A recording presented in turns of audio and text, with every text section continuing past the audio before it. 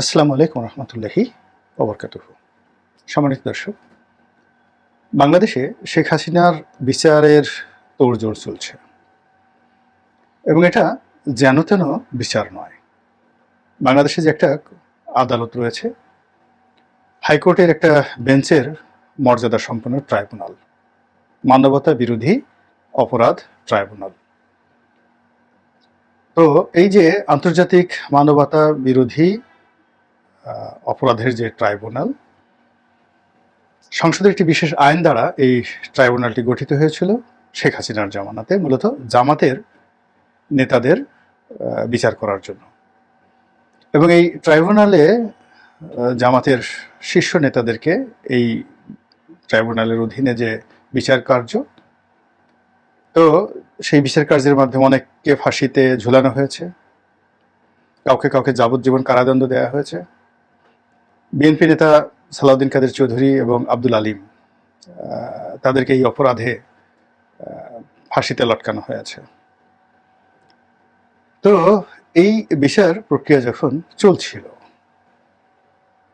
তখন নিয়তি কি খেলছিল, বা আল্লাহ রাব্বুল আলামিন তখন আসমানে বসে শেখ হাসিনার তকদির সম্পর্কে কি লিখছিলেন, এটা আমরা জানি না।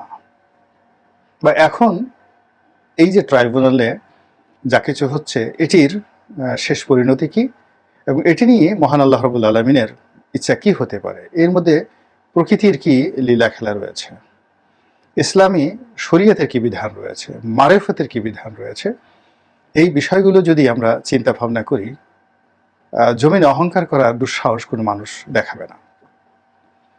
আমি এই ট্রাইব্যুনাল গঠনের একেবারে প্রথম দিন থেকে শেষ পর্যন্ত এর গঠন, এর কর্মকাণ্ড, এর অনিয়ম এবং পরবর্তীতে যে রাজনৈতিক ঘটনাগুলো ঘটেছে, সবগুলোরই একজন দর্শক, তার সঙ্গে সঙ্গে সংসদে থাকার কারণে অনেক বিষয়াদির সঙ্গে সম্পৃক্ত হওয়ার আমার সুযোগ হয়েছে। তো সেটা বড় কথা নয়। বড় কথা হলো যে তোমারে বুঝিবে যে গোকুলে বাড়ি শেষে, বা অন্যের জন্য যদি কেউ ফাঁদ পাতে, তাহলে সেই ফাঁদে আপনাকে পড়তে হবে। আপনি যদি অন্যকে গালি দেন, অন্যের চরিত্র হনন করেন, আপনার জন্য খুব বেশি সময় নেই যে ওইগুলো সব সুদে আসলে আপনার দিকে ধেয়ে আসবে। ডক্টর মোহাম্মদ ইউনূসকে নিয়ে, জামাতকে নিয়ে, রাজাকার আল বদরদেরকে নিয়ে, মুক্তিযুদ্ধ নিয়ে, যুদ্ধাপরাধ নিয়ে আওয়ামী লীগ এবং আওয়ামী লীগ নেত্রীর যে বাড়াবাড়ি রকম আতিশয্য ছিল, গোস্বা ছিল, ক্রোধ ছিল, প্রেম ছিল, মানে মুক্তিযোদ্ধাদের ব্যাপারে প্রেম ছিল, এই সবগুলো যখন সীমা অতিক্রম করেছে, সেই সীমার বাইরে যখনই সে কোনো কিছু করার চেষ্টা করেছে, আজ সেটা তার জন্য কতটা বুমেরাং হয়ে পড়েছে, সেটা এই সময়টাতে 2024 সনের সেপ্টেম্বর মাসে আমরা দেখতে পাচ্ছি। তো যে অপরাধের সাজা দেওয়ার জন্য জামাতি নেতাদেরকে শেখ হাসিনা ট্রাইব্যুনাল গঠন করেছেন, সেই একই ট্রাইব্যুনালে এখন তাকে বিচারের আওতায় আনার জন্য তোড়জোড় শুরু হয়েছে। এবং এটা যে আজকে হয়েছে তা নয়। আওয়ামী লীগপন্থী যারা লোকজন, তারাই এই কথা অনেক আগে বলেছেন। এটিকে 2015 বা 16 সনের ঘটনা। 71 টেলিভিশন বা অন্য যে কোনো একটা টেলিভিশনে ডক্টর মুনতাসির মামুন একটা কথা বলছিলেন যে এটি একটা সব সম্ভবের দেশ বাংলাদেশ, এখানে সবকিছু সম্ভব। এমনও দিন আসতে পারে যেই দিন এই যে রাজাকারদেরকে বিচারের জন্য আমরা যে ট্রাইব্যুনাল তৈরি করেছি, এই ট্রাইব্যুনালে আমাদেরকে উল্টো রাজাকার আখ্যা দিয়ে এখানে আমাদের বিচার করা হতে পারে, এটা সম্ভব। তো ডক্টর মুনতাসির মামুন এই কথাগুলো কিন্তু টেলিভিশনে সরাসরি লাইভে কথাগুলো বলেছেন, আমি নিজে শুনেছি। তো দেখুন, বেশি দিন যায়নি, আবার সেই ঘটনাটি ঘটতে যাচ্ছে। শেখ হাসিনাকে বিচারের জন্য বা শেখ হাসিনার বিচারের জন্য ট্রাইব্যুনালে ইতিমধ্যে একজন প্রধান কৌশলী, চিফ প্রসিকিউটর নিয়োগ দেওয়া হয়েছে, জনাব অ্যাডভোকেট তাজুলকে। তো উনি ওনার অন্য সহকর্মীদেরকে নিয়ে শেখ হাসিনার বিরুদ্ধে যে মানবতা বিরোধী অপরাধগুলোর অভিযোগ, সেই অভিযোগগুলো তিনি গ্রহণ করবেন, তিনি তদন্ত করবেন, তিনি চার্জশিট দেবেন। মানে অত্যন্ত ক্ষমতা সম্পন্ন কিন্তু এটা কমিটি। মানে তার এটা অভিযোগ গ্রহণ করার, থানায় যেভাবে মামলা নেয় ঠিক সেভাবে মামলা নেওয়ার, আবার সেটা তদন্ত করার, এবং সেই তদন্ত করে আবার সেই তদন্ত রিপোর্ট জমা দেওয়ার, এবং সেই তদন্ত রিপোর্টকে আবার আদালতে প্রমাণ করার যে পুরো কর্মকাণ্ডটি যিনি করবেন তিনি এই চিফ প্রসিকিউটর। তিনি দেলোয়ার হোসেন সাঈদী সহ জামাত নেতাদের আইনজীবী ছিলেন, এবং ওই সময়টিতে তার মুখ, অর্থাৎ জামাত নেতাদের যখন বিচার চলছিল তখন অ্যাডভোকেট তাজুলের যে মুখ, এটি আমরা প্রতিদিনই টেলিভিশনে দেখতে পেয়েছি। তো সেই একই মুখ আবার এখন শেখ হাসিনার বিরুদ্ধে তিনি দাঁড়িয়েছেন। এটাই বলে নিয়তি। এটি তাজুল কখনো জীবনে কল্পনা করেছেন কিনা আমি বলতে পারবো না, তিনি আমার বয়সে ছোট ভাইয়ের মতো। তো তিনি যখন এই যুদ্ধাপরাধীদের বিচারের কৌশলী ছিলেন, উকিল ছিলেন, তখন সঙ্গত কারণে তার অনেক থ্রেট ছিল, তাকে নিয়ে অনেক ট্রল হতো, আওয়ামী লীগের লোকজন তাকে নানাভাবে হুমকি দিত, ধামকি দিত।